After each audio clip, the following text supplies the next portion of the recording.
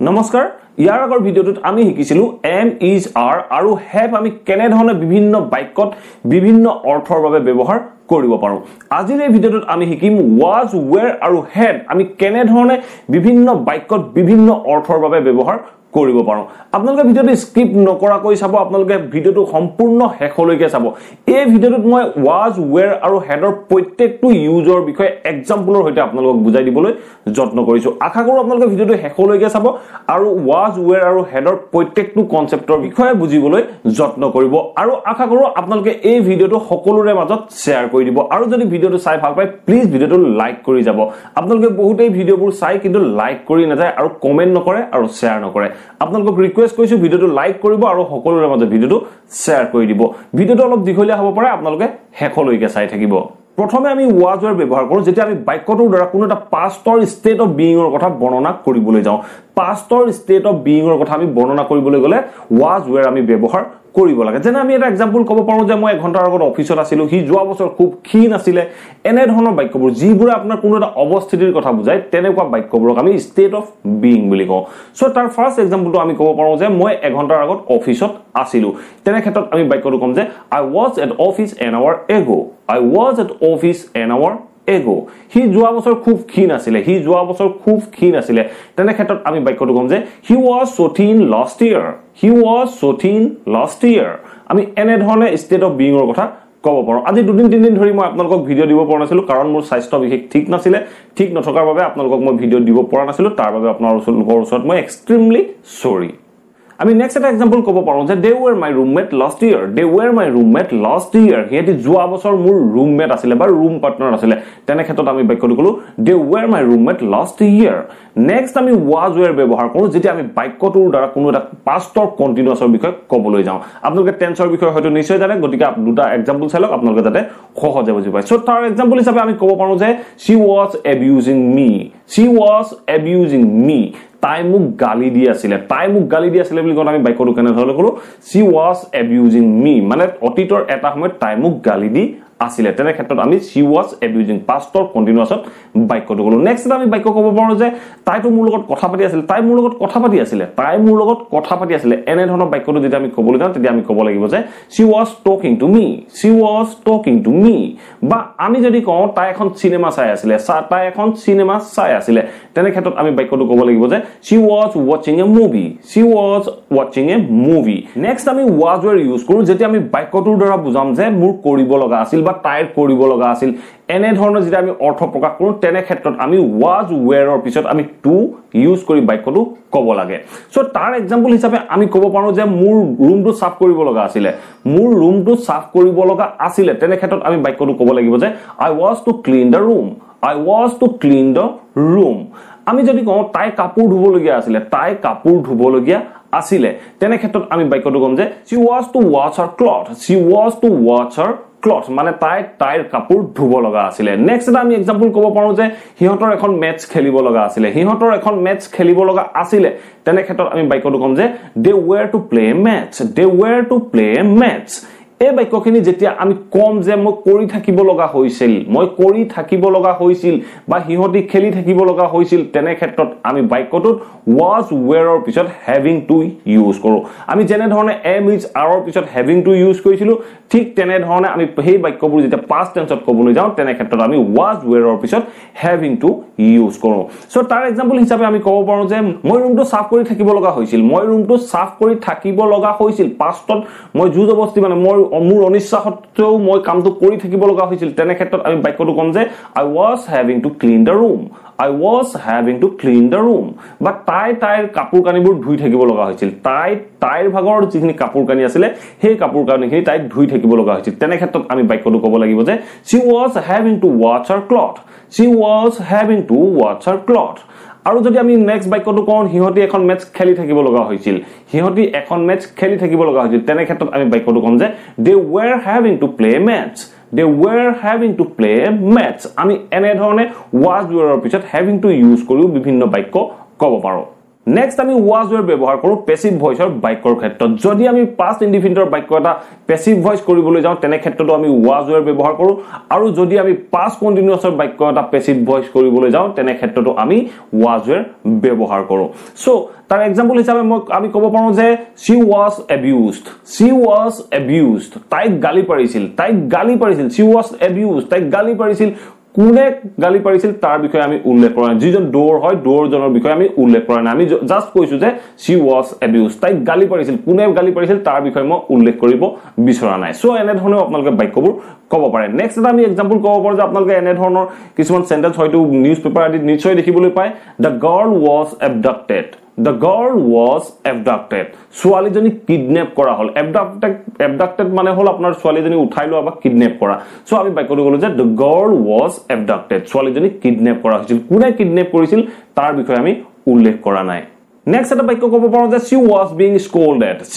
being scolded তাই গালি পাৰি থকা হৈছিল কোনে গালি পাৰি আছিল আমি তাৰ বিষয়ে উল্লেখ কৰা নাই আমি জাস্ট ক'লো যে she was being scolded তাই গালি পাৰি থকা হৈছিল এটা চাও আমি হেড কেনে ধৰণে ব্যৱহাৰ কৰো আমি প্ৰথম হেড ব্যৱহাৰ কৰো যেতিয়া আমি পাষ্টৰ পজিশনৰ কথা কম পাষ্টত মোৰ ওচৰত কিবা এটা বস্তু আছিল তাইৰ ওচৰত কিবা এটা বস্তু আছিল তেখেতৰ ওচৰত কিবা এটা বস্তু আছিল তেনে ক্ষেত্ৰত আমি হেড ব্যৱহাৰ কৰো সো তাৰ এক্সাম্পল হিচাপে আমি ক'ব পাৰো যে he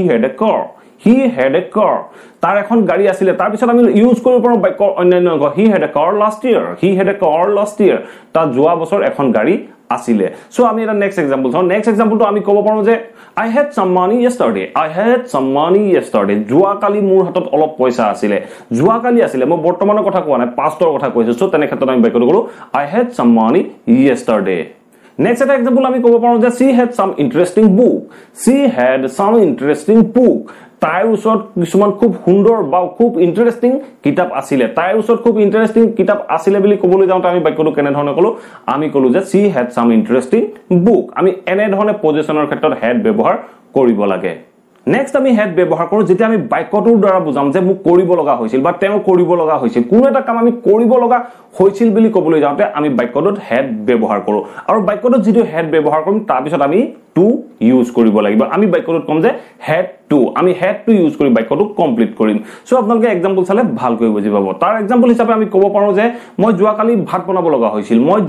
ভাত বনাব লগা হৈছিল তেনে ক্ষেত্ৰত আমি বাক্যটো ক'ব লাগিব যে I had to cook food yesterday মই যোৱাকালি ভাত বনাব লগা হৈছিল তেনে ক্ষেত্ৰত আমি বাক্যটো ক'লো I had to cook food yesterday next এটা এক্সাম্পল আমি ক'ব পাৰো যে হি তাইৰ লগত কথা পাতিব লগা হৈছিল তেনে ক্ষেত্ৰত আমি বাক্যটো ক'ব লাগিব যে he had to talk to her হি তাইৰ লগত কথা পাতিব লগা হৈছিল আৰু এটা বাক্য আমি ক'ব পাৰো যে হিহতি এখন মেচ খেলিব লগা হৈছিল তেনে ক্ষেত্ৰত আমি বাক্যটো কম যে they had to play a match হিহতি এখন খেল খেলিব লগা হৈছিল তাৰ পিছত আপোনালোকে টাইম পিৰিয়ডটো মেনশন কৰিবও পাৰে আপোনালোকে জেনে ধৰণে সহজ পায় তেনে ধৰণে আপোনালোকে ব্যৱহাৰ কৰিব আপোনালোকে ক'ব পাৰে যে they had to play a match last month they had to play a match last year they had to play a match last week আপোনালোকে এনে ধৰণে টাইমবোৰ কথা উল্লেখ কৰিবও পাৰে নেক্সট আমি হেড ব্যৱহাৰ কৰো যেতিয়া আমি বাক্যটোৰ দ্বাৰা বুজাম যে মই আগতে এইটো কৰা নাছিলো মই আগতে এইটো দেখা নাছিলো এনে ধৰণে যেতিয়া আমি বাক্যবোৰ ক'বলৈ যাওঁ তেনেকুৱা ক্ষেত্ৰত আমি হেড নেভাৰ ইউজ কৰো হেড নেভাৰ ইউজ কৰাৰ পিছত আমি ভাৰ্বৰ সদায় আমি থাৰ্ড ফৰ্ম ইউজ কৰো সো আমি ক'ব পাৰো যে মই আগতে এইটো কেতিয়াও দেখা নাছিলো এই বাক্যটো যেতিয়া আমি ইংৰাজীত ক'বলৈ যাম তেনে ক্ষেত্ৰত আমি বাক্যটো ক'ব লাগিব যে I had never seen it before মানে মই এইটো আগতে কেতিয়াও দেখা নাছিলো নেক্সট এটা এক্সাম্পল আমি ক'ব পাৰো যে মই আগতে তাইৰ লগত কেতিয়াও কথা পতা নাছিলো সেই তেনে ক্ষেত্ৰত আমি বাক্যটো কম যে I had never talked to her before মানে মই আগতে তাইৰ লগত কেতিয়াও কথা পতা নাছিলো নেক্সট আমি হেড ইউজ কৰো অন্য বহুতো কাৰণত যেতিয়া আমি ভাত খালো বুলি কওঁ বা যেতিয়া আমি ফুৰ্তি কৰা বুলি কওঁ তেনেকুৱা ক্ষেত্ৰত আমি হেড বা হেভ ব্যৱহাৰ কৰো আমি যেতিয়া বাক্যটোৰ দ্বাৰা কম যে মই ভাত খাইছিলো এনে ধৰণে ক'বলৈ যাওঁ তেনে ক্ষেত্ৰত আমি হেড ব্যৱহাৰ কৰি বাক্যটো ক'ব পাৰো এই বাক্যবোৰত আমি ইট বা টেক ইউজ নকৰি আমি বাক্যটোত হেভ বা হেড ইউজ কৰি ক'ব পাৰো যেনে আমি ক'ব পাৰো যে মই ৰাতিপুৱা ভাত খাইছিলো বা মই ৰাতিপুৱা এটা আপেল খাইছিলো তেনে ক্ষেত্ৰত আমি বাক্যটো ক'ব পাৰো যে I had an apple